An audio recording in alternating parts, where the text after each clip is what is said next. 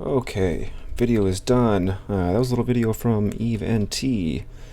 Hello, this is KL Decadence, and you are listening slash watching to the Mind Clash podcast. I will be your host for this evening, running solo, as I do not have my trusty but rusty co-host Meridud. He's playing the hockey thing, and he is still on hashtag BabyWatch 2018. They should be having a little baby Meridud sometime soon, hopefully not in the middle of a podcast. That would be disastrous for me or somebody. But yeah, tonight we do have a few folks joining us, and we have a long time lovely listener slash multiple appearance guestinator, and that would be Chris Tyrell. Hello, hello.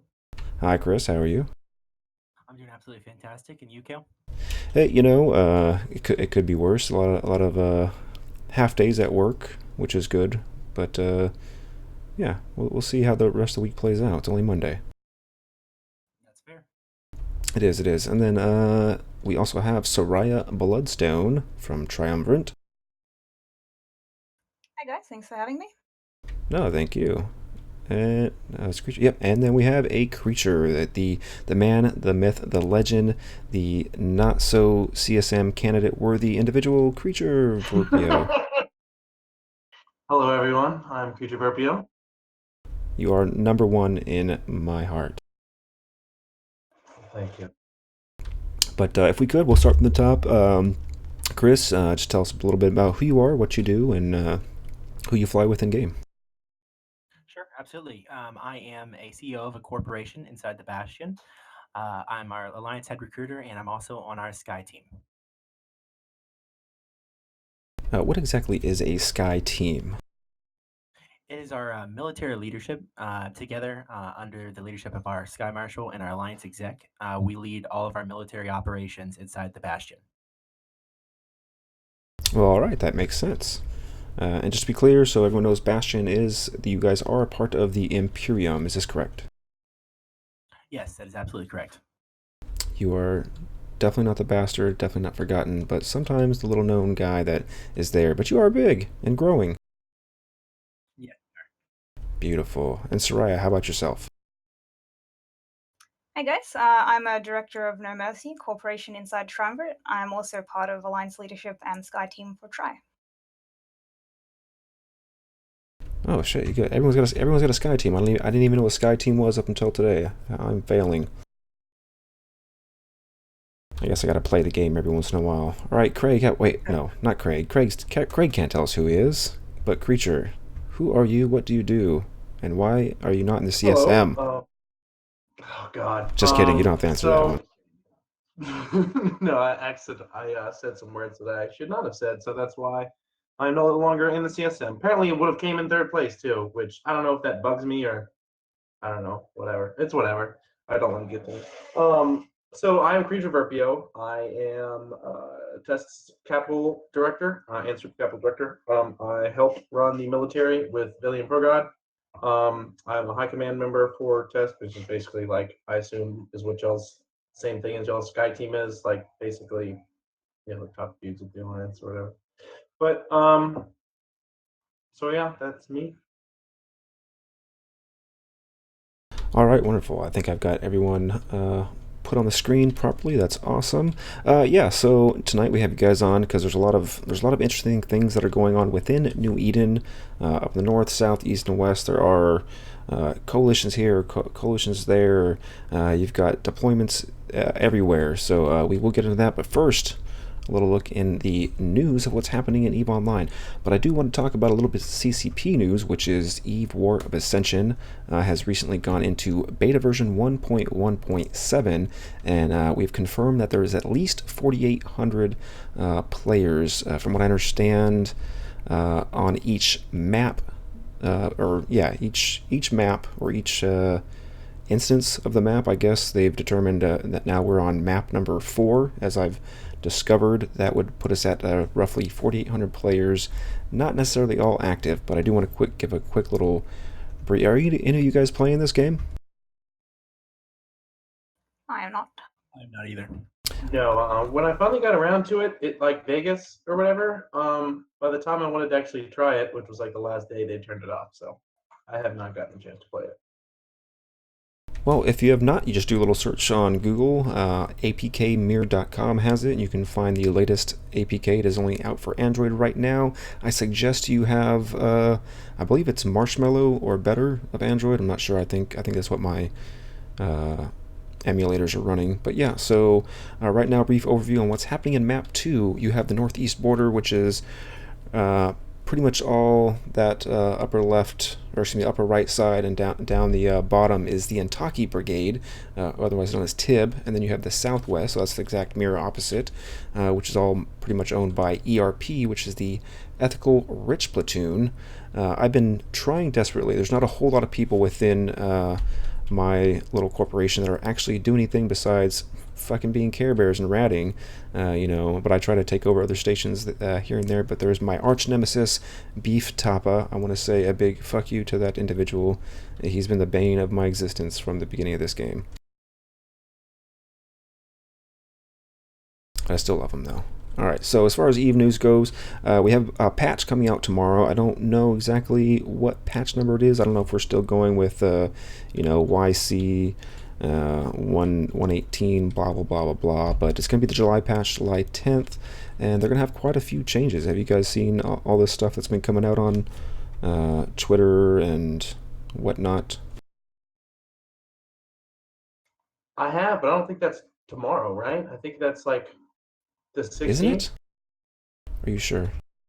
I mean, it's always a Tuesday, but if I'm not mistaken, it comes out the 16th. At least I know one part comes out the 16th with this, which is like the basically where if your structures start getting attacked, they don't actually send the notification until it's under like 95% shield, so that people that annoy you don't just. See, this is why I have a Mirror Dud, because Mirror Dud always does that technical type stuff in the dates. But I do know there's a July update.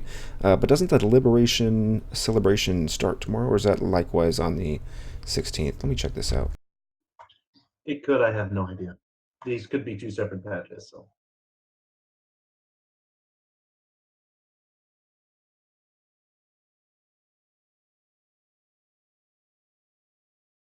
No, I think that might be tomorrow. We will get an update on that. But we can talk about some of the updates that will be coming, whether it's tomorrow or next Tuesday. We have changes to missile graphics and performance. So part of their new rendering engine for the missiles, we're going to see improvements to the missile mesh and explosion. That's kind of hard to say. Missile mesh. So missile mesh and explosion level of detail with up to a 50% increase in frame rates. They're also going to have improvement to the damage locators, so the little areas on the ship where it randomly generates where a missile is going to hit. That's going to have an increase or an improvement on that, and as well as clean up performance. So I guess that means all the things that happen after the explosions are done doing what they do, they're going to have an improvement on that. So that's pretty much going to improve the graphics. And from what I understand, they're going to be looking at almost 75% improvements of performance in total. I know. I think everyone loves to use missiles. Okay, someone in chat does say it's tomorrow. What I'm looking forward to is if they do fix missiles, but this sounds like it's only a graphical thing, which is kind of annoying because I know that missiles and tie-dye are basically just completely worthless. Well, I mean, it is going to be part of graphics, but I mean, they're also changing, I guess, the math behind where it selects where it's going to hit, I think. So I think there is. I mean, I think that only really matters graphically, doesn't it? If I'm not mistaken, because if you watch, like, say, a Fortizar getting bashed, you'll notice it only shoots at the structure in like 4 or 5 places or something, which is, if I'm not mistaken, that's what they're talking about here. Graphics performances can help overall server-side like load there as well. Yeah. It really depends on how they've done it in the back end. Yeah, I really hope so. I mean, I certainly don't think it will make anything worse. Hopefully, knock on wood. Okay, I got a little update. Thank you, Solus, in our Discord chat, and then also the Easy Tech Guy in the Twitch chat. So it looks like patch notes for July 2018 release 1.0. So they're being hopeful here. It will be released on July 10th. That is tomorrow. So we are looking at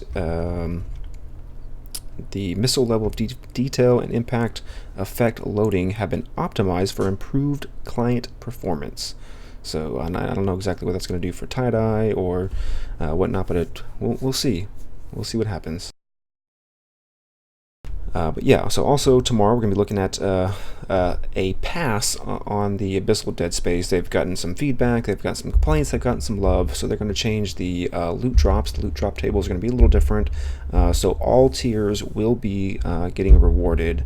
It's not going to be equally, of course, but there's going to be, you're not going to be leaving a Dead Space or an Abyssal Dead Space empty-handed, is what they're trying to say. And then within those dead spaces, they are going to have new mutaplasmids, 2 new mutaplasmids, which is going to be the Nosferatu and the Capacitor.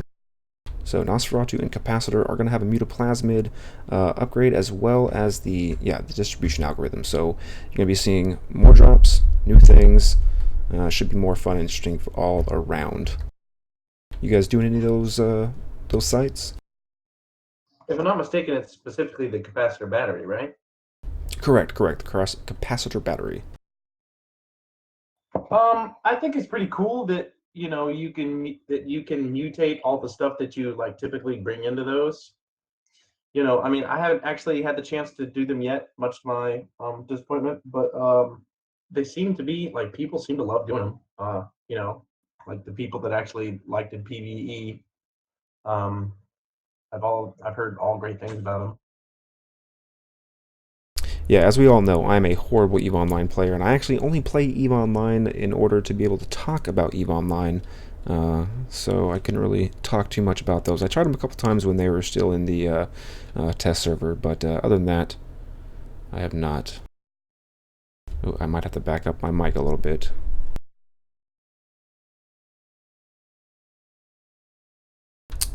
Still Mamba, thank you for following. Alright, so the other things that we're going to have, we talked about them, I believe, last week or either the week before. We have small ship changes to the Zealot, which is going to have a small drone bay. The Retribution is going to be a tad bit slower, and the Claw is going to have a change from a damage to the... a damage bonus is now going to be a rate of fire bonus. So those are some small little fun changes, all the little things, right? It's nice that they're continuing to make small changes. I hope they continue to do that. Yeah, I agree. I mean, even if I don't think it's going to change all that much, I mean, I just like the constantly evolving meta. Like, I mean, even if you still take interceptors to do Fozzy stuff, like, I mean, that's better than just taking claws to do Fozzy stuff, Yeah, constant updates like ship changes and even adding new routing sites and different types of things, I think is very good for the health of EVE Online in general. Yep. Also, thanks to TrueFlab for following. So yeah, I definitely agree. It's good to have those small things here and there, so that we know they're working on it. We know they're caring. I know they also have like a summer type of break, so it's good to know that they're still doing stuff amidst that. The other thing that they are going to have come out tomorrow is a removal of the dual wager system. I believe that has to do with when you're flying around there in Jeddah and you want to pick on the little guy. You right click on him and request a duel. So now, what is the dual wager? Is that like a betting system? I think it was, yeah. Well, whatever it was. It came out like right after they did the whole like casino ban, and it sounded like they were going to try and eventually get that to, or I mean, it sounded a lot like it was opening the door towards betting like on AET matches and stuff, which is what everybody really liked. But I guess they never really went anywhere with it, and now they're just killing it. I don't feel like CCP has the manpower to facilitate a lot of these little side projects. Yeah. Mm-hmm. Did we get any statistics on why they chose to remove it specifically? Because normally when they do that kind of thing, they do it because only a very small percentage of the population was actually using it. I mean, that's more than likely. I mean, I've in 10 years, I've never touched a way. I've never tried to duel somebody, so I have no idea how it even works. But it's mostly used by ISEC gankers to yeah, get people into fleets or acceptables mm-hmm. and then die. Yeah, so either way, they're getting rid of it tomorrow, so it will no longer be there. There's a few other changes. I'm just gonna go ahead and link that in there because I mean, there's, like I said, it's a lot of tiny little things. The ship rebalancing. They're gonna have a replacing the fighter certificate and the masteries of foxes for an all drone certificate. Structure under attack mail notification changes. You won't be able to scoop unanchored structures unless you in high or low sec, unless you have you set your suspect flag or your suspect thing to the appropriate level. So lots of tiny little things that are going to make things more fun, more interesting, and overall better, I guess.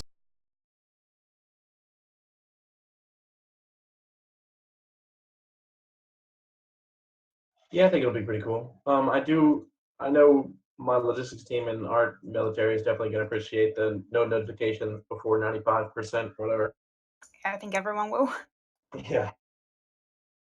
Constantly, because like I mean, even our own freaking pilots like will occasionally lock up our Keep Star and shoot it or whatever, and it's just like, God, you get that faint little heart attack every time it happens.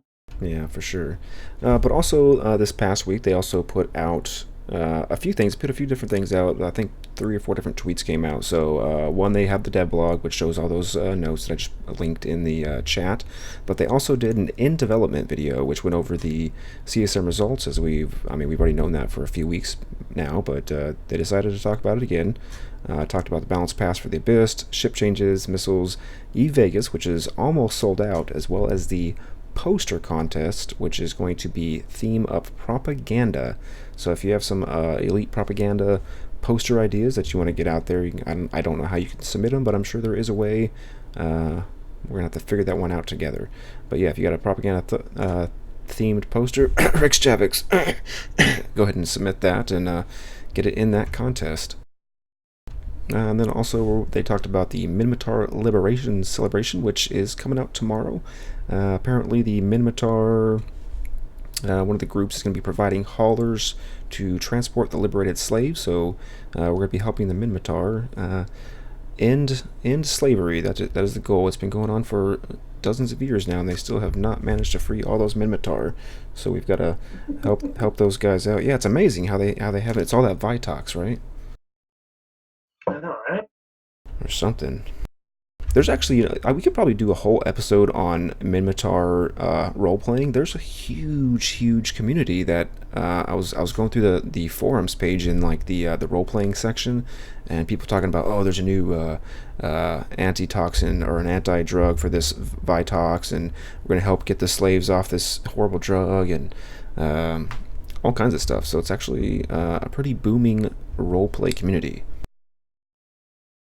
Is it big now? Because it used to, like, it was really big a long time ago, and then it kind of died down for a while. Is it kind of getting some? Back in it? Yeah. When I was looking on the forums the other day, I mean, it was multiple posts, just one after the other, of talking about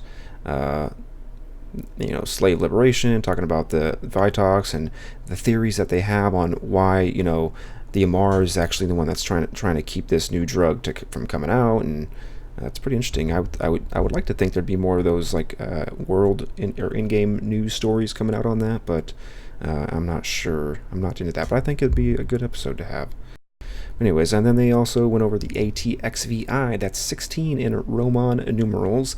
That's going to start on the 28th of July, and that's going to be sponsored by the Society of Conscious Thought. That's going to be weekend 1, 28th and 9th, 28th, 29th. Weekend 2 is the 4th and 5th of August. Those will both start at 1400 UTC. The third weekend is the 11th and 12th of August, and that will start at 1300. And the finals will broadcast on the 18th of August at 1500. And all this will be streamed on the CCP Twitch channel, but it will be hosted / or put on by Event, like it has been previously. And those guys do an excellent job. Bang up job. That's why we had that little trailer before the show with Jin Tan's amazing bling outfit. Yeah, that was awesome. They put in a lot of effort. Mm-hmm. Yeah, one of the interesting things I saw is that one of the new rules for this year's tournament, you will only be allowed to have one ship type for each round. So you can't go in there with the double Balborn setup. You can't go in there with a bunch of Feroxes. It's going to be one ship type. It should prove to be interesting. Yeah.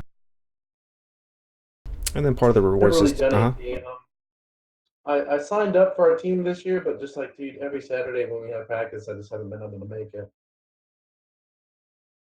That will happen. So I know I've always wanted to do it the past like 3 or 4 years, but I think that each time that they add new rules and change different things, specifically the only one of each ship type, it adds an entire new dynamic to the game, and specifically how each match is strategized by the team captain. So I'm actually very excited to see what happens this year. Yeah, it's good that they keep changing the rules up. Gives people the chance to adapt and not kind of fall into the same meta. For sure, yeah, it keeps it fresh. So Tess has a team. Bastion, do you guys have a team? I believe we do. All right. I think Best and Try are playing each other in the first round, huh? Yeah, I normally try to stay away from the AT stuff. I don't really like it myself, but I did hear that we were versing each other in the first match, so it should be some pretty good memes on Reddit regardless of who wins. Nice, yeah, for sure. Especially with the freaking war going on. Yeah.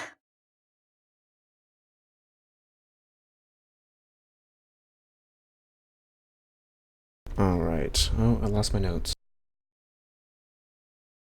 All right, and then let's see. So yeah, Triglavian ship skins will be the rewards. They look pretty rad on the stream, and then they finally wrapped up with something weird. I don't know why CCP Antiquarian said this, but at the end of the stream, he had mentioned that there was some security issues at the Bank of Luminaire, and that Capsuleers needed to be on their guard. I don't know what that meant. If that's a hint at something to come. But apparently we got to be looking out in the Galente system of Luminaire and making sure we're watching the banks. I don't know. What do you guys think? Is that some sort of tinfoil hattery? Maybe. I mean, if it's as close as it is to the AT, I would think it would have something to do with that. But they already said that it's being hosted by the Triglavian ships, if I'm not mistaken. Yeah, I always like those little things. Oh yeah, okay, yeah. I always like those small little things that they put in there, and you're like, okay, what exactly did they mean? And then you just bust out the tinfoil hat and you try and figure it out. Sure.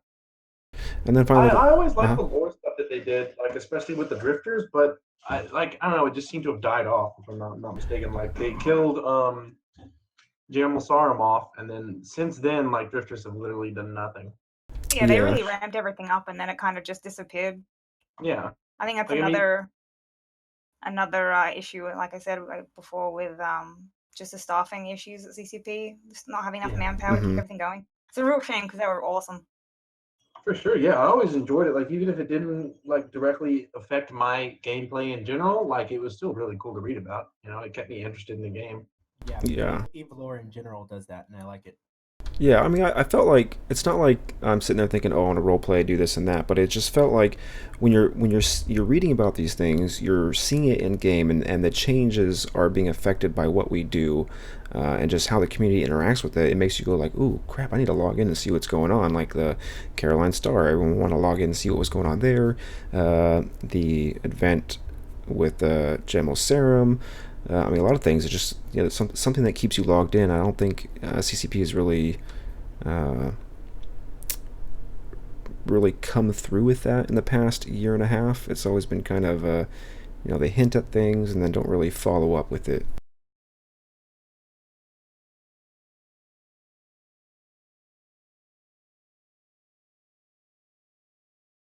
But yeah, so the last thing that I was hoping that they would mention or see somewhere in a dev blog was that random little blip on updates.evaonline.com, which showed that coming soon this summer, which we are a third of the way through, that there would be a new activity tracker, which I'm assuming was going to be like the what are they, opportunity system, kind of like showing what you do and all your awesome achievements. So that is still coming soon. Summer of, I don't even know if it said summer of 2018. It just said come in this summer. So maybe they mean the next summer, because we're already in this summer. They must mean the next one, right? Sounds a lot like our shield slaves that were supposed to be that are coming soon as of 2 years ago. CCP, Coming please. this June. How long have we been talking about this? At least 2 years. Well, they were Just supposed give to come up. out like I know. I tried to get on CSM to get them, but you know. Each time they release something about it, I get really excited. Really excited because I'm a Shield super pilot, so I love everything about Shield, and I always get let down. Same, yeah. I mean, at this point, we haven't seen anything in like I don't know, at least a year, because it got pushed back because they needed to do the 20% nerf to fighter damage, which you know I don't understand how that's even in the same ballpark. Like, oh well, we need to change this database number by 20% versus like this complete overhaul that we were doing and all this work. But you know, I'm not salty about it. No. It's probably the code. It's always the code. Mm, I am looking forward to them getting rid of passes though. They did stop seeding faction mods in like data sites, so that's interesting. I think that comes out in this new patch, if I'm not mistaken. Yeah, I'm really excited for them to finally start phasing that out and adding more and more things to Citadels. That'll be fun. Yeah, really. Good lord. It's taken Yeah. them like 3 years now at least. I'm sure they have a plan.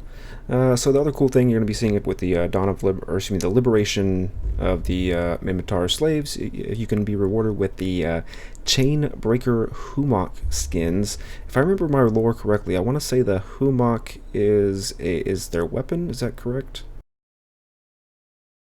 Maybe I'm wrong.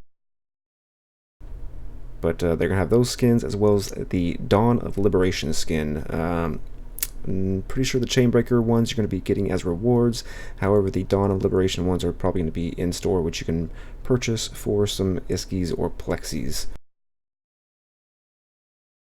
And then another tweet had come out. I want to say it came out yesterday or maybe even today. During tomorrow's downtime, they're going to be taking off the current recruitment program. So that's where you have a link or you send an email out and your buddy joins, or you know your alt joins, and then they subscribe and you get Plex, or there's also like a venture skin bundle or some sort of venture bundle, but that's going to be going away, and we're going to be ushering a new recruitment program, which is kind of disguised as the fact that the EU has this new internet privacy law that's going through, so they're pretty much being forced to change the system. You'll no longer be able to email out links. You're only going to be able to copy and paste and put it in the email yourself, or tweet it, or put it on Facebook, whatnot. So but they're also going to be implementing new rewards. You're going to be looking at skill injectors, skins, etc. But it will have a cap at 40. So if you've created yourself 40 alts and reaped all the benefits of that, then you won't be able to get any more unless CCP decides, you know what, let's make some more tiers. But starting June 11th on Wednesday, the new program will offer those new rewards and will be limited at 40 friends. That's all you can have, just 40, no more. That's interesting. Yeah, it's real weird. I like when CCP disguises changes and updates, but in reality, it's something that they had to do anyways. Coming soon, this change we had to make legally by law.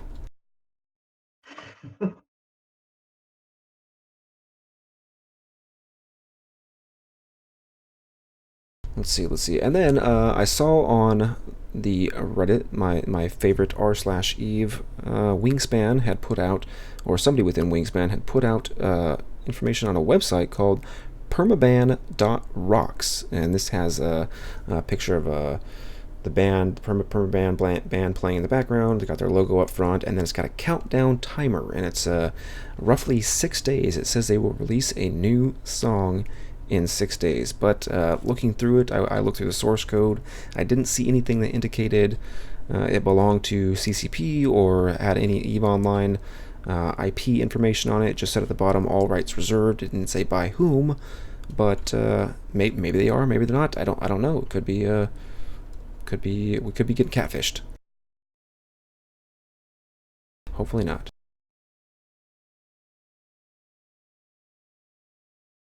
But I would like to assume that they put out the new song at E Vegas and not a few weeks before. But I don't know. They're doing some weird stuff there these days. It could be, releasing information before FanFest. They're notorious for doing that nowadays.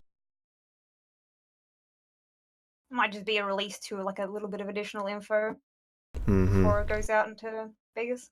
Or maybe even better yet, they might be going on tour 2019. Hey, I'm just saying, Perma Ban on tour Well, is. I mean, hey, technically they could be going on tour with their. I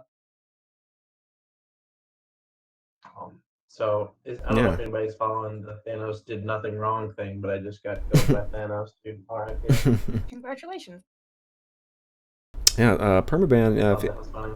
For players of Rock Band, if you didn't know it, there's actually two of the songs that you can download on there and play right alongside, like your CCP guard up in that bitch. But Pretty cool. it is pretty neat. So maybe. Technically they could be going on tour with the traveling fan fest for next year. Oh, for sure. I mean, they better. Have they released more information about that? I haven't heard anything about it since Mm-mm. Vegas. But then again, they really don't start talking about the next event until that one's over. Or until the next one. Like when Vegas ends, then they talk about FanFest. When FanFest ends, then they talk about Vegas. Yeah.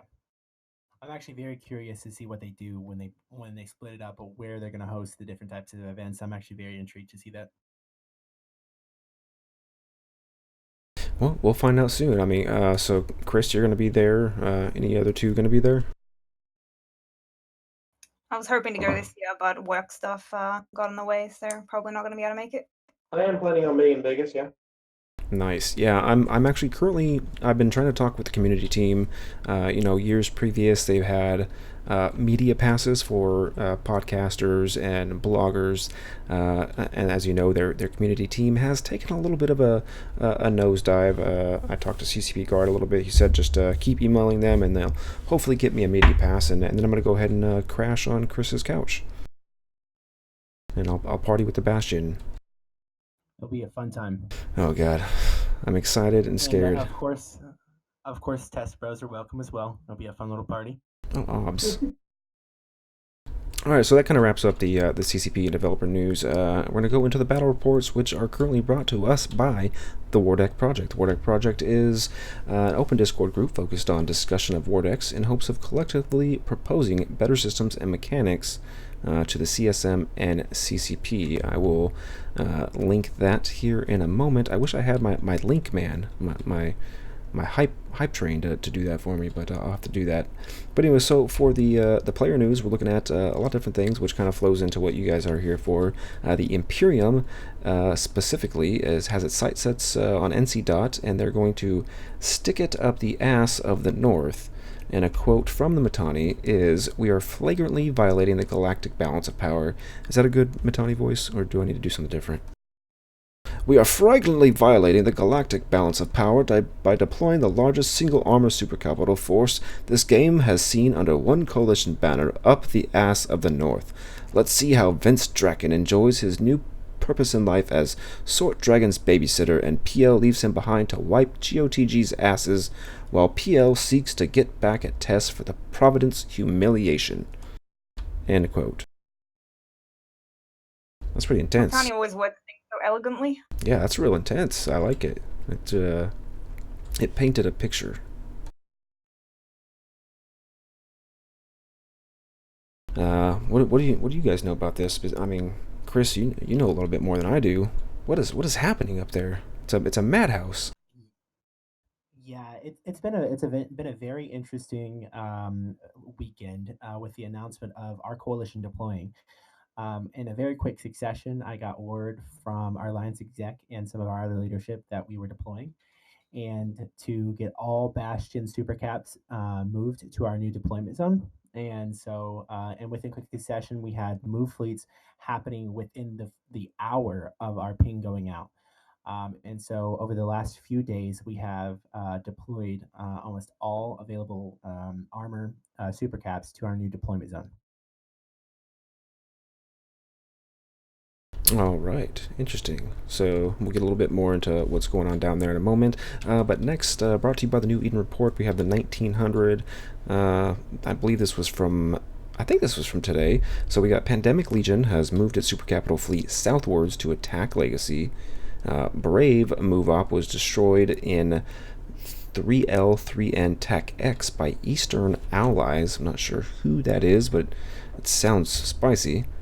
The coalition, the Seventh Estate, so this is Jintan's new coalition, they are relocating to attack Eastern Allies' home area. So again, I don't know exactly who these Eastern Ally folks are, but they're having a lot of action. So what I understand right now, the Seventh Estate is somewhere down in the south within the Amencia Phaethobolus area, I want to say, and they're going to be moving soon.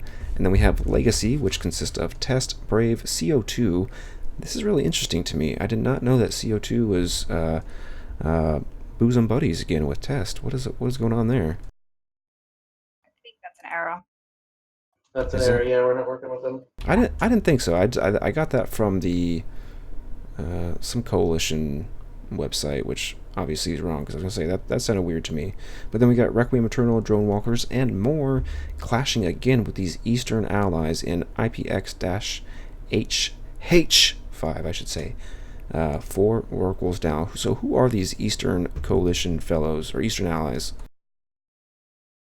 The Eastern Allies is basically Tri-PL, Black Legion, Fraternity, Lumpy, Holy Empire, basically everyone coming to Pew Pew on Test. New Eden Report basically refers to us as the Eastern Allies because we don't really have like an official coalition name yet. And then the Southern Coalition would be Test and Goons and all their pets.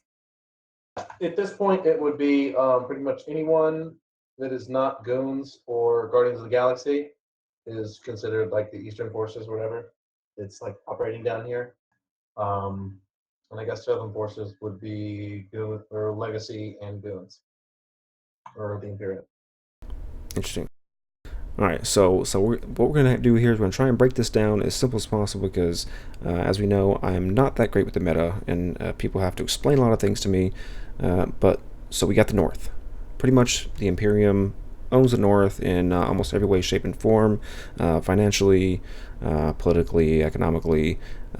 So what are they doing? I know they're deploying to the North. They want to kick in the doors of NC Dot.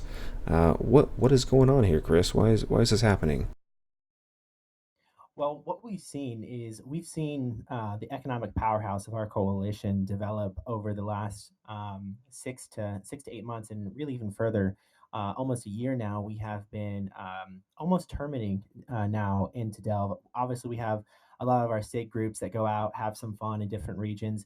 But what we've seen is we started to see a lot of our members start to go inactive due to the lack of content because of the powerhouse that we have formed in the Delve, Fountain, and Quarius regions. And so, what I see this as is a fantastic opportunity for content. And I think that the Matani also sees that as a amazing way for us to really get the blood flowing back in the coalition. Lots of activity going, lots more fleets going out, and so that's what I see this as a move as. Yeah, so I always kind of wonder, how some of these war starts. I mean, is it because you want access to richer areas? Is it a deep-seated hatred for another player? But in this case, I mean, specifically, you're going up against it is NC Dot. Are we correct? Yes, that is correct. Is it because you honest? Is it because Matani absolutely hates Finstraken? I can't speak for their relationship, but It sounds saucy. I think that this is probably a lot more than what comes to the eye, I'm sure. But as far as Bastion is concerned, this is going to be a really great opportunity for us to have a lot of content and a lot of fun. I mean, we've seen entire super fleets start moving across the galaxy. We've seen PL. I believe they killed what, four supers from Brave the other Mm-hmm. day that they got out. We've seen the movement of super fleets across the galaxy, and I think that we are now counter moving as NC is really one of the largest forces now left in the north, as these other forces start deploying against Test. Yeah, I think you'll find that the Goon deployment north is a direct consequence of PL deploying their super south because it really weakens the northern defense. Absolutely. And Yeah, so they, that's a very, very, very large part of it. I mean, yeah, before then, they were. I mean, they've already been up there harassing. If I'm not mistaken, it's initiative mostly that's up in or like Space a sig there's a space couple SIGs violence. as well. space Yeah, Yeah, violence. Okay. space violence is the number one up there. Yeah. Yeah, I mean, there's definitely been a lot of people up there harassing Guardians of the Galaxy. Now that they don't have PL to come help out, or at least the PL supers to basically be the uh, nuclear deterrent up there, or part of the new nuclear deterrent, that definitely really weakens their northern holds, and so goons are very likely to have a field day up there. So at least we're certainly hope they do. We will. Okay. All right, so moving around the map, so we're going from the north to the east. So from what you guys are telling me, we're looking at this is PanFam and friends, correct? I wouldn't say PanFam even really started it. If I'm not like, I mean, it's definitely PanFam allied, or PanFam aligned. I mean, at this point, the game is really split into um, Goons and PanFam, either on the Goon Mm-hmm. side or you're on the PanFam side. Um, with Test obviously been on that PanFam side, and pretty much everyone else being either irrelevant or aligned to, NCPL. It seemed like this whole thing kind of started off, in my opinion, from after DRF fell and we took them in. I think this was coming already, but I mean, I don't think anybody just wants to sit up into especially skill yourself in the groups like that. And Volta definitely don't want to just sit around and rot in the drone man. So, the next logical step was for them to come down here and, follow DRF or whatever. I mean, pretty much anything north of them on that eastern side is, friendly or not looking to invade them in any sense. So it seemed to be just, I don't want to say like a perfect storm, but everyone was looking for something to do, and so it kind of just poured more into that. And then I think PL likes to tout that this was all their idea, blah blah blah blah. But you're giving them way too much credit. I think that they just saw that it was a safe point to use their supers for the first time in like 2 or 3 years, and so they just took it. Yeah, and one thing I'd like to add to that as well. I mean, we've seen a lot of smaller wars break out, but I think that this is the first time to where we're seeing major groups like the Imperium, like PL, Test, and all these major groups finally able to start having lots of fun without massively risking tons and tons and tons of assets. I'm actually very curious to see what happens in the north with us in the Imperium, and what happens now in the east.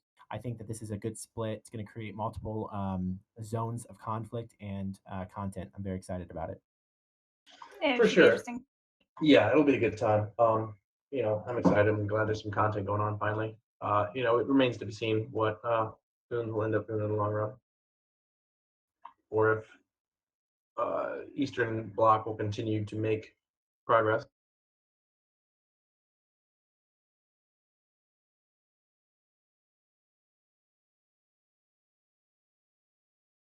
Sorry about that. I got invaded by a 5-year-old there for a second. I'm trying to adjust some levels as well because I hear Chris is kind of quiet. Everyone sounds good in my ears. I don't know what the deal is, but we'll figure that out as we go along. All right, so that's kind of like what's going on in the east, and then we're going to move back around the clock. I'm going to be looking at the south. So, Soraya, we got you here. You're from Triumvirate. You guys are pretty much maintaining a foothold in the south. So, from what I understand, primarily is this like Amencia region? Yes, so Tri deployed down to Imensia, really due to a couple factors. After we kind of took back our home in Innsmother, the way we saw the map play out as XIX kind of fled down to legacy space and wanted to take some space into Nerifus and possibly in Imensia, with the express stated purpose of reforming and then coming back for revenge. Then we also saw Seventh Estate led by Jin Tan and his little group down there start kind of taking some space in Imensia, kind of claimed initially they were neutral parties, but they're not really able to attack Tess, and I don't think that would have been a wise decision for them, so they kind of ended up falling on the legacy allied side of things and started attacking our allies. And, Fraternity and Lumpy and all those guys have been helping us in our war for, the better part of 8-9 months, so it was only fair that we come down and join the party and help them out. Okay. Oh, so Tri isn't really living there. That's where you guys are gonna holding down the fort for It's now. our deployment staging. Okay. All right. Good to know. I need to put that in my little notebook. So yeah. So If speaking of if I'm not mistaken, Try's still living out of that or that Keepstar that they recently put down in Innsmother, right? Or is that where it was? I forget the name. That's our home in Innsmother, but we're Okay, yeah. deployed to Imensia right now. Yeah. Just like you guys kind of, I think, live in DTAC P in Esoteria, but you're always deployed to your forward kind of Yes. staging. Similar Like a situation. dual station thing. Yeah. Yeah, so according to Jin Tan and his little group, he's looking at the biggest war, or possibly the biggest war since World War B, and he plans on the Seventh Estate essentially being like a special forces type of unit. I mean, is that what we're kind of gearing up for? Is that what we're looking at? So as far as I'm aware, Jintan's group is moving up towards Vinal, I think, to harass PL renters or something like that. Mm-hmm. Maybe Creature might have a little bit more info on that. Jintan's group is, if I'm not mistaken, I don't really want to say where they're going. I do know you did mention earlier that they're going to go try and hit some homelands of the Eastern Bloc, so that is what they're planning on doing. Whether or not they're taking space, that I don't know. Yeah. But yeah, they are trying to do that. And as far as being a war, yes, this is definitely going to end up bigger than World War B. I'm surprised there's no hype around it because I mean it's essentially involved everyone that was originally in the war, but this time it actually seems like there's going to be some fighting going on. Yeah, I would second that as well. It does actually seem like this has the potential to be quite a large war, specifically on multiple fronts, happening all over the galaxy, and that's actually what some of the Sky Team members here in Bastion, some of the FCs I've actually talked to in Goonswarm, are all very excited about. The in general morale inside the Bastion is lots and lots and lots of hype. We're all very, very excited for the potential for this to turn into a very large war. Yeah. I don't even know if I would say turn into it. It already is. We're just now starting, so for us, it's not full. It's not a war until the goons say we're in a war, right? At least on the northern front. I mean, y'all declared war, didn't you? I mean, I think moving a very large super fleet in the direction that we've moved it is a little bit of a statement, I would say, and especially with the Matani seconding that with his statement, I think that's an in general statement of war. For sure, yeah. It'll be interesting to see how it plays out. I'm kind of glad that it's split between the north and the south and not everyone crammed into two regions like it kind of was with World War B. I agree. That was a little bit annoying.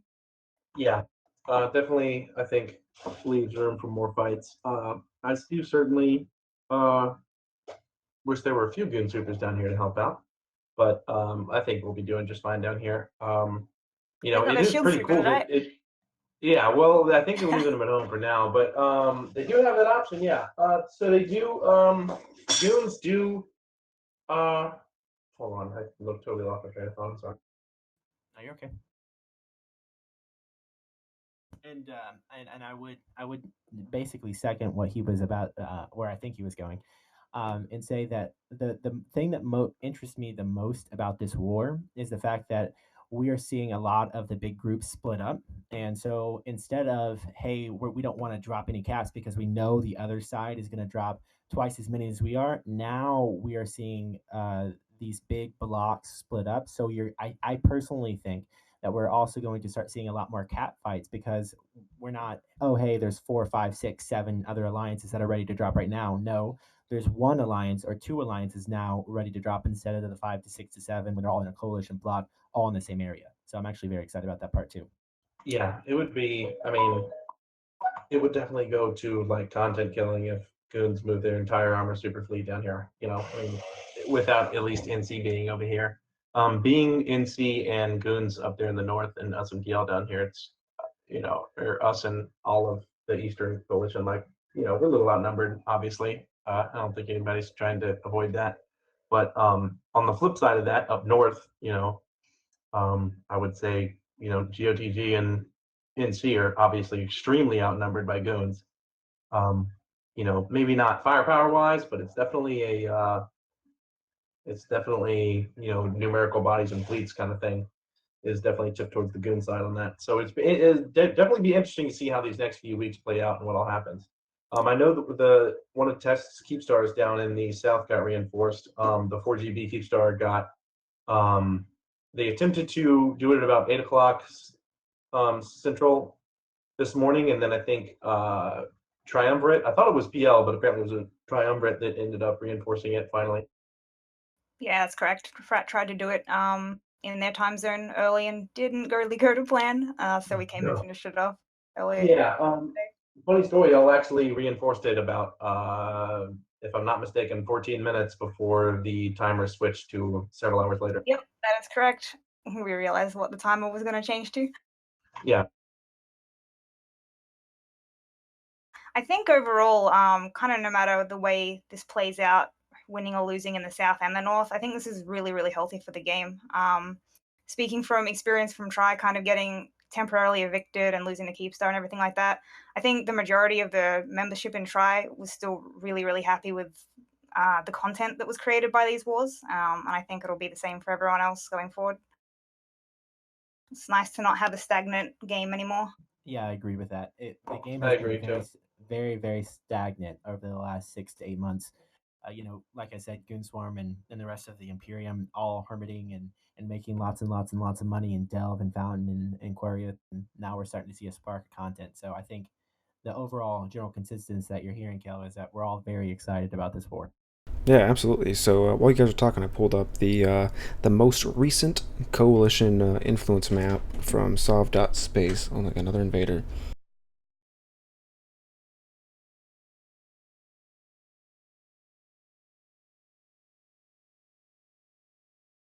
I like the way he put that. Another invader.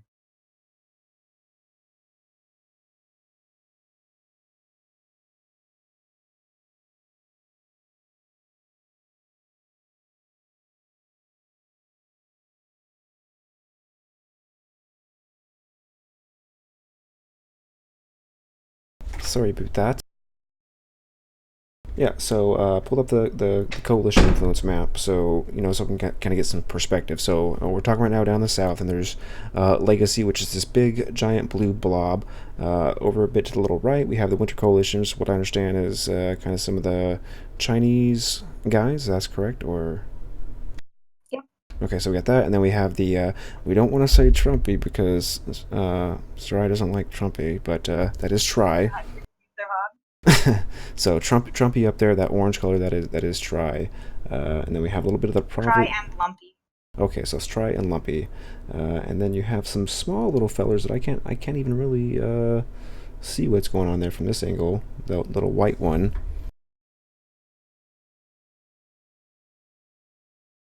Should just be neutral states, I think. Yep, that is correct. We have neutral states. Neutral states, a little bit of other people, garden annoyance, but yeah. So that's what's happening down there in the south. So another thing that I noticed in some of the Reddit and news sites is that PanFam or Pandemic Legion is setting up some forward operating bases down south in kind of preparation for what's going on over there. Yeah, there's been a lot of fighting into Nerfus on the border of Faithobolus over control of the system called T2 TAC. both Test and Fraternity have Fortizars there, and that keep getting reinforced by each other.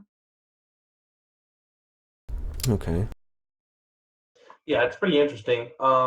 It seems several times now that one group will reinforce the others, and then the other group will outform the other, and then go save theirs, and then reinforce the other groups, and then basically just flip flop back and Yep. forth. It's happened at least two or three times that I know of. I helped reinforce them once or twice.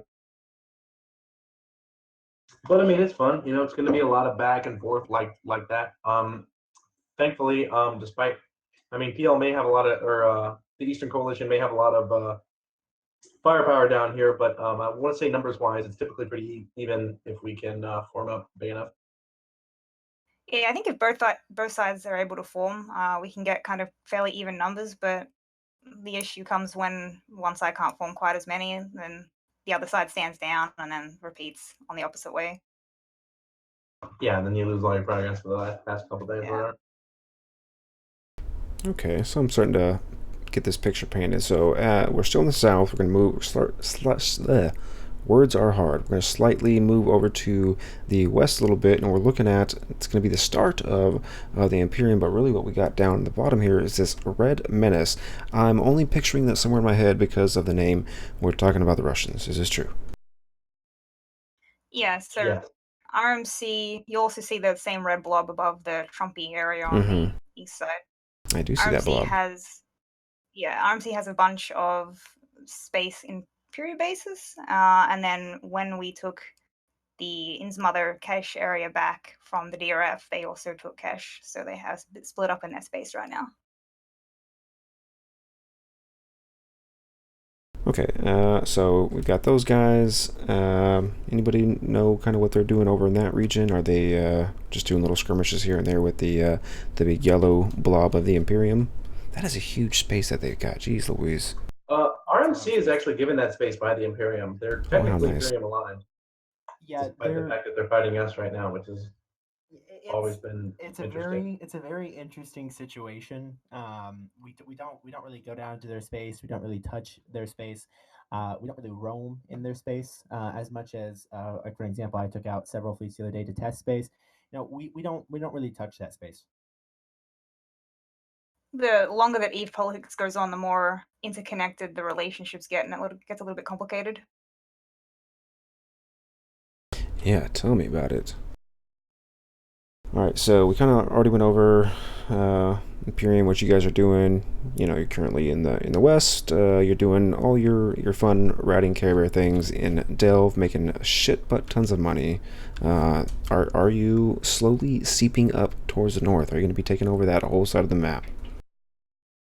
I don't think that the Imperium really wants to take over a whole bunch of more regions. I think that as a coalition, I think we're a little scarred of what happened during World War B. You know, where we were very spread out. We owned lots of different regions, and then we saw the entirety of the game combine and come and basically push in several regions very quickly. So I don't think that we will take the regions. I think that once again we are going up there for content.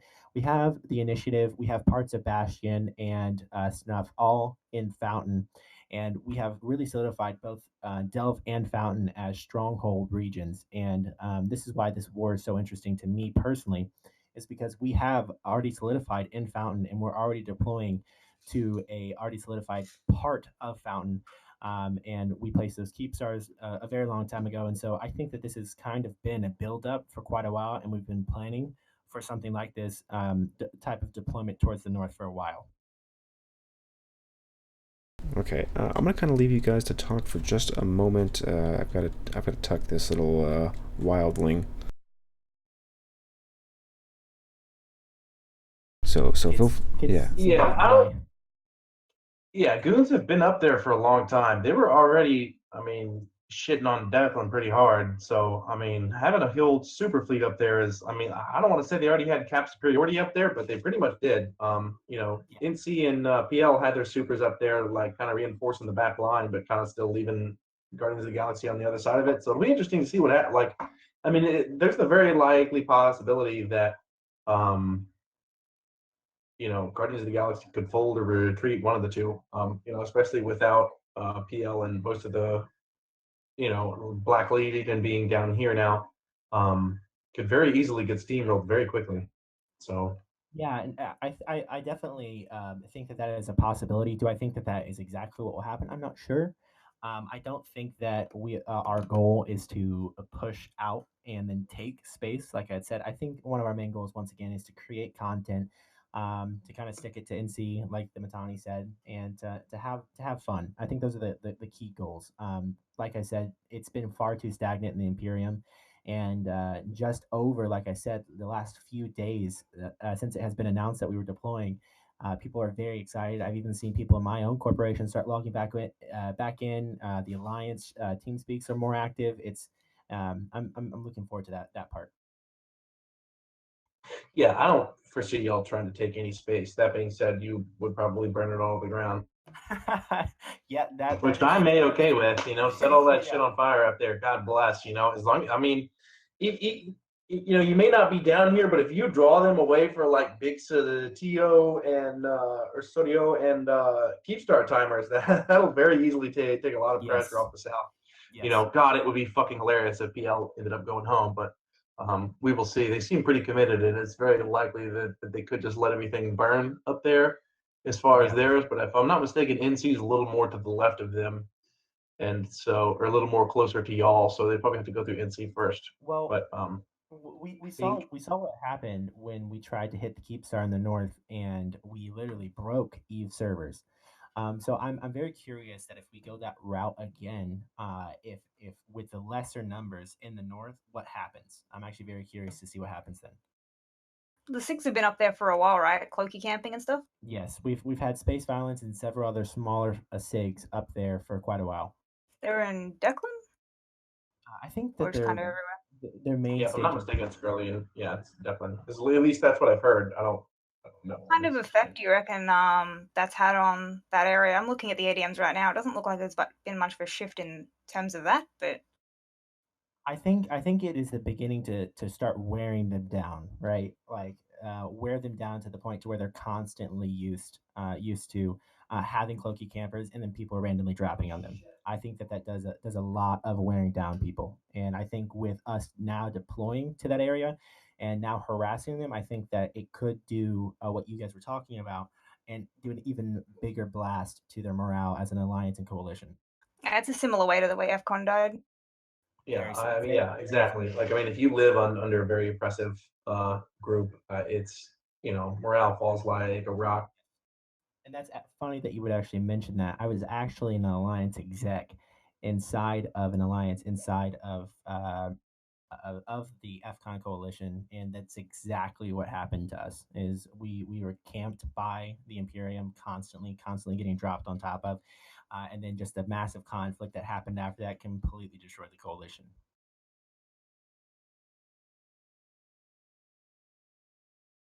So, Yeah, so I'm excited to see what's going to happen in 2 weeks here, or in the next 2 weeks. do you guys in test have any large concerns about this war? I mean, yeah, as always, there's a pretty big fucking super cat fleet. It's right on our undock, at least in Emincia.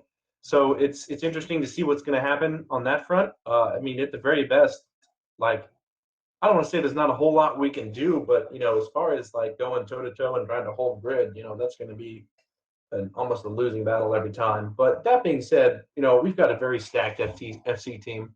We're fresh. We've been doing a whole lot. Very experienced. Cody, you're driving me nuts. You throwing me off. So that being said, I think as far as like talent goes, I'm not worried about us. I think we'll be able to continue hitting their back lines, making timers for them, slowing them down as much as we can. So without going into too much of our strategy behind this, it'll be interesting to see what happens. We've got plans. We know what we want to do. We just got to execute. Which executing around a giant super fleet is, while difficult, it's not impossible. Yeah, I think difficult being the keyword, not impossible. Yeah, for sure. All right, Yeah, it should so be really good. I mean, like in my entire time at test, I've lived in Hero and in Hero Coalition, originally in GE TAC, and then went to Wicked Creek, and then went to Ove, and moved into Vale, and then back down here. So, I mean, dealing with PL, like we're used to it at this point. So, it's nothing new. Like I don't want to say we got evicted from Vale. We just didn't feel like dealing with that shit anymore. We probably could have hold on for a little bit. And Wicked Creek, they had all their shit down there, and we didn't lose anything. So we'll see what happens. I know from our side, we're definitely looking forward to facing a little bit more of a competent enemy, since we've been fighting kind of FCON and XIX, who were a little less on that side. Well, I think the biggest issue that you saw with XIX in that area was the fact that they were dormant, right? It's the same thing that has started happening to the Imperium, which is you have this massive area of making money, and your members are just constantly not having content. They start to go dormant, and I think that was the biggest issue. And from my understanding, XIX was also AFK for a large portion of the major conflicts as well. So absent leadership, stagnant members, and so you start to see something like that happen.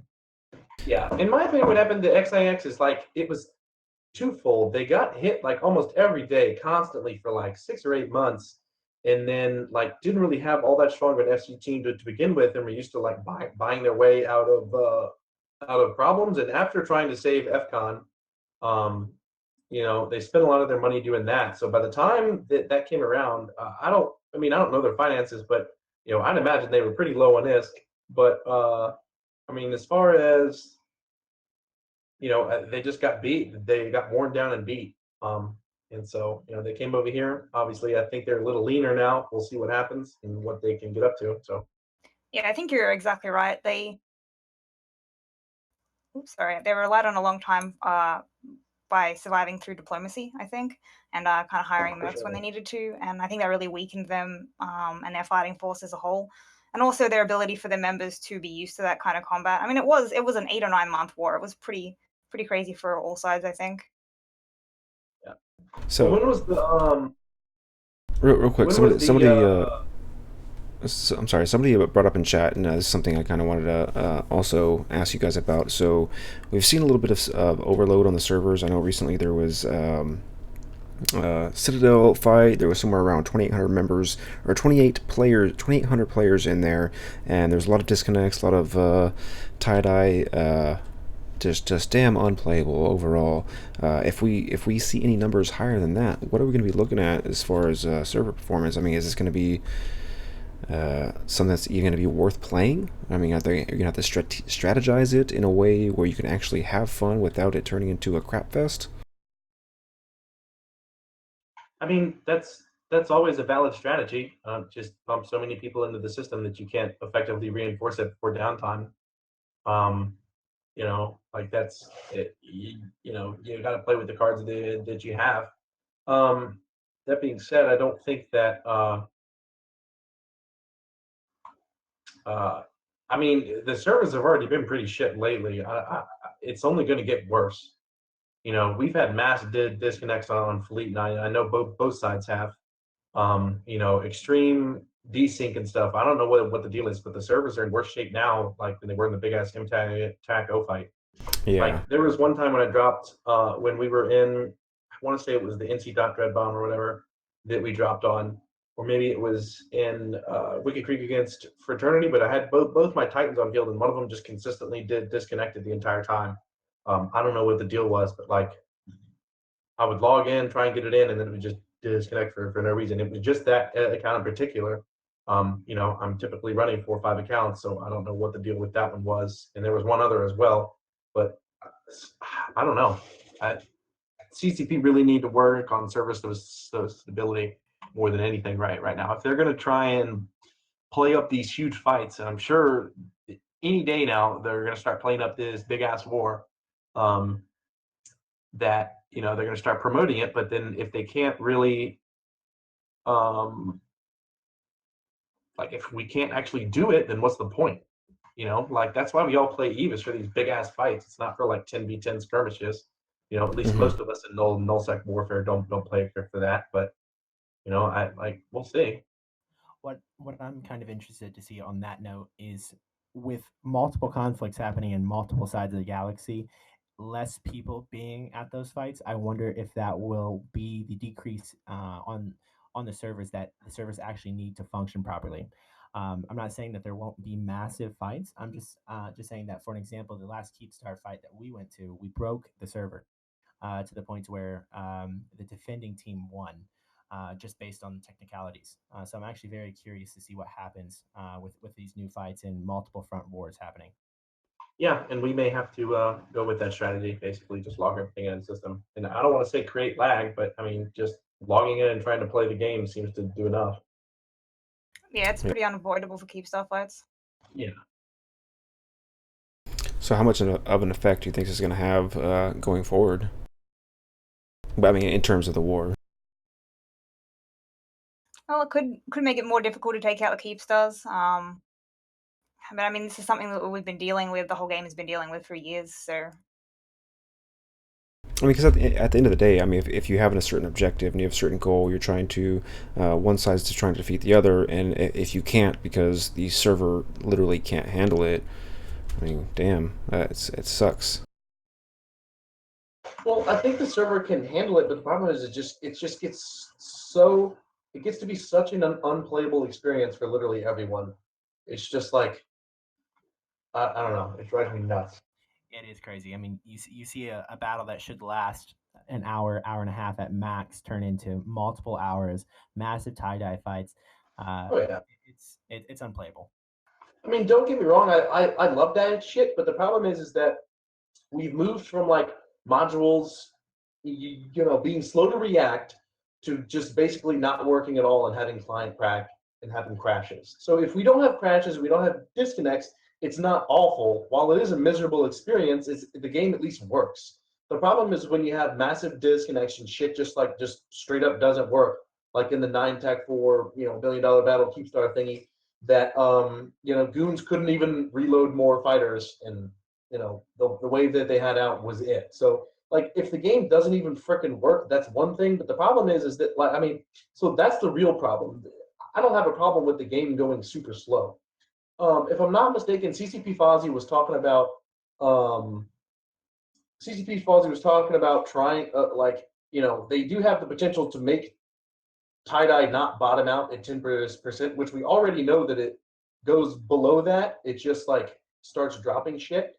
So if they did push the safe tie-dye limit back to like 5% or maybe even 2.5%, like the game would probably run a little better, but it just wouldn't everything would take ass loads longer time, but at least the game would be playable. I think you'll find strategies will have to adapt around that. I mean, there's more ways to win a war than to kill Keepstars. So Yeah, I agree with that. we didn't even kill. I mean, AFCON's a prime example of that. We never even killed a Keepstar. That's why Test has it right now. Okay. I'm not really sure what I missed while I was gone for a few minutes there, but I mean, you guys kind of pretty much sum up what was happening there in the west side?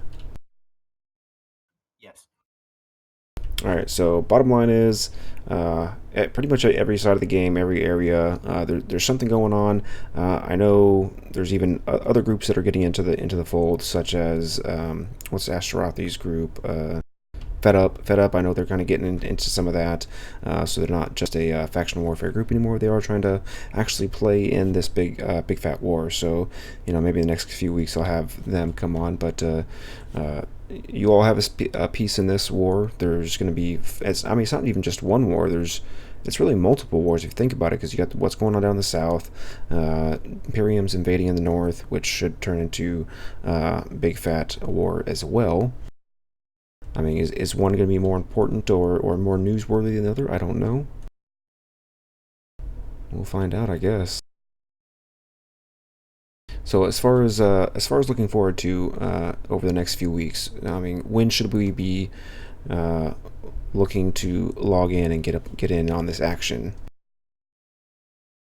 Right now. Right? Is this it right now? Like it's happening? Yeah. So what you're saying is I have to start playing. It's only going to ramp up from here, basically. So Yeah, there's been constant pings from the Imperium going out today, constant move fleets, and we will start hitting things this week. So I would say if you really want to get on and be on during the entirety of it, specifically for the Imperium wise, I would start now and log in now.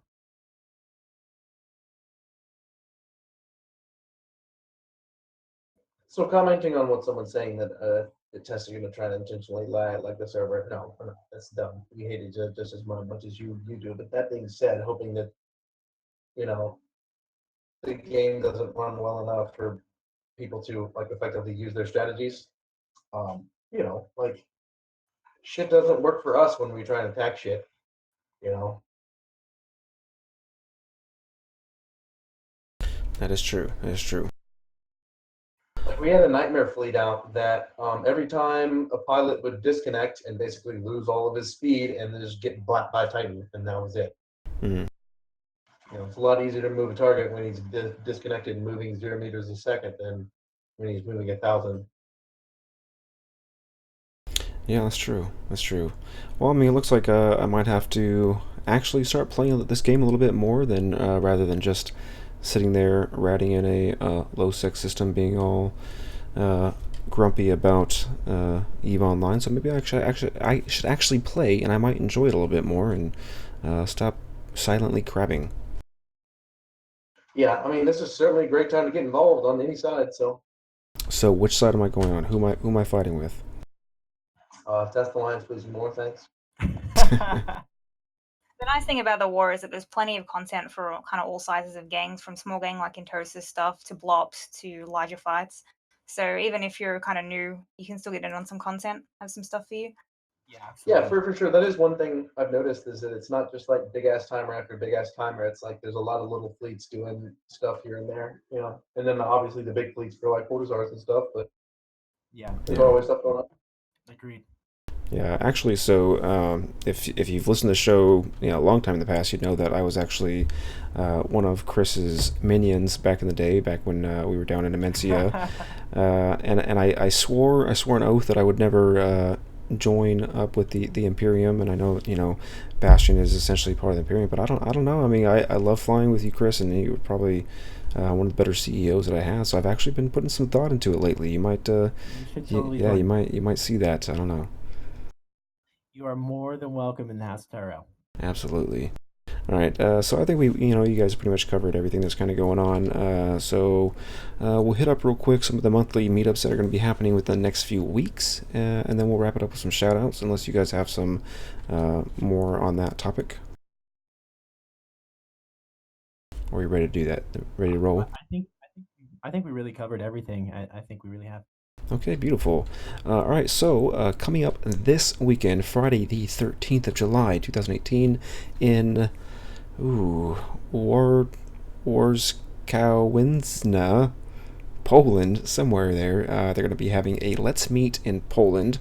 They're going to be back with the Zlot 2018 3.0 meetup. So if you are in Poland and I'm not even trying again, feel free. It seems like they're actually going to have some English-speaking people there. So if you happen to be American and in Poland, or if you're listening to me in broken Polish, go ahead and join that up. And then the next day in Perth, which that's another part of Dinosaur Island, is that correct?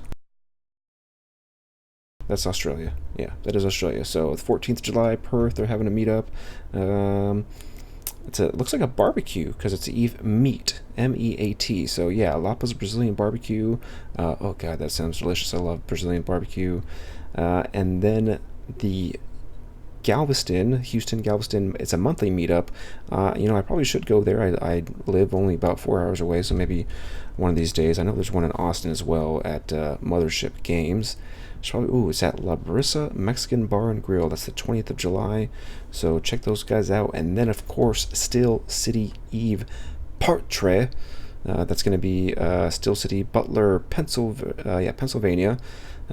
Contact Rick's Javix for the details. It's going to be at their home. So, man, that should be amazing. Rick's Javix is an amazing artist and a really nice guy all around. So, if you're in that region and you want to go hang out with him and a bunch of the Eve nerds, do that. So one thing we also have I'm part of a the Deep South group is what we call ourselves. We're a group of players around New Orleans. So if you're in that area, PM me and I'll give you an invite to our Discord. We meet up about once a month. At bars, people's houses, for like barbecues and stuff to set up barbecue over the weekend. So yeah, hit me up if you're in around New Orleans or willing to drive to there. Yeah, and I'll add one more to that. For anyone living in Southern California, San Diego area, we have a monthly meetup. Feel free to private message me on Discord or to reach out to me in game, and I can send you over all the details. We meet about once a month. Are you in San Diego now? Yes, Oh, I used to live there, man. it's a I'll add fantastic one city. more to that. Uh-huh. We got a Seattle monthly meetup that started up a couple months ago. So if you're interested in that, you can PM me on Discord or you can PM Kilo Crimson from Slice. Now, if I have my accents correctly, you're not really from Portland, are you? I'm from Australia. I was gonna say it doesn't sound like a Portland accent. Nah, I moved to the US, so Why would you do that? I met a really great guy, and stuff just happened. Yeah, I know how that That's goes. why I moved to San Diego. Yeah, you You met a great guy? He did. That's great. All right, cool. All right, so with that being said, we'll go from the bottom this time to the top with Creature. Give us some shout outs and some last minute thoughts. Yeah, I've got several shout outs. Soraya, Cody has wanted me to tell you, he said hi. There is a friend of mine that does a lot of really cool evads. His name is Chris Dude. He's helped me do a lot of, he helped me with my CSM campaign. Rest in peace. I've helped him do some like voice lines and stuff. If you remember the Do You Want to Play Spaceships with me ad from, I think like a year ago, I was part of that. Some other friends of mine, I have friends on basically both sides of the ball on this. So, you know, I'm looking forward to it. I hope they are as well. Um, you know, let's try and keep our feelings out of the game. I know I'm bad at it about time. So, love everyone. See you all in Vegas. Yeah, I'll mirror that. Shout out to Try and all the allies down there, and shout out to our enemies as well, because without you guys, we wouldn't have some fun fights. And fuck you, coders. Oh man. I guess my turn now. Yeah, shout out to all of Bastion because you guys are awesome. House of Tyrell members, you guys are awesome too. House of Tyrell is recruiting inside Bastion, so feel free to reach out to me. And yeah, see all you guys at Vegas. Hopefully. Yeah, real quick shout out. I do want to shout out to Sarai. You're going to have to help me out with my Australian accent later because I've been watching a show on Netflix called Glitch, and it makes me want to bust into an Australian accent all the time, so you're going to have to help me out with some of my pronunciation. But yeah, so shout out to you guys. Thank you for coming out. Also want to shout out to Meredud. I hope he's not having a baby right this minute, because that would be crazy for him to not let me know. But no, on the real though, I wish him well, and I hope him and his wife have a healthy baby Meredud here soon. Other than that, make sure you check us out on Twitch TV. Obviously, if you're watching, you know we're here. We're also on YouTube. Myself, I'm at Twitter on at Kale Decadence. We have Mirdud at Mirdud_Eve. All the other guys, you know where to find them. Check out our Discord. You got the link, hopefully. If not, just look at our website, mindclash.live. The link is there. Other than that, I do want to say one real quick thing. I know, I think it was either last week or the week before. I actually think it might have been sometime last week. I did see that we had lost another capsuleer to suicide. So make sure if you are feeling suicidal, if you think you need some help or you're a little bit down, there's places in game. We have Eve Best of Us if you are a military veteran. We also have drawing a blank. The not spam for hills. Broadcast for reps. Broadcast for reps. So broadcast for reps. And please reach out to somebody, get some help. We don't need to go on Reddit and hear or Twitter and read about another Eva Online player who has taken his or her life. That's not something that we want to do. So make sure you're getting help wherever you can find it. Other than that, from myself, Chris, Soraya, and Creature, and of course, the one and the only Craig, we thank you for listening to the Mind Clash podcast.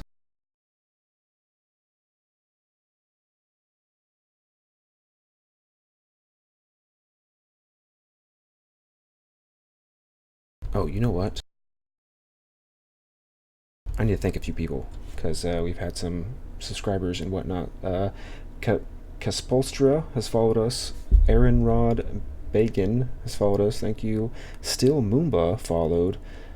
We also had the True Flab as well as He Shave and a Wildstar subscribed. He Shave was with Prime, and a Wildstar was a real life money. So this is not even RMT. This is some real stuff happening here. And NASA SC has followed us. So thank you guys very much, and y'all have a fantastic night.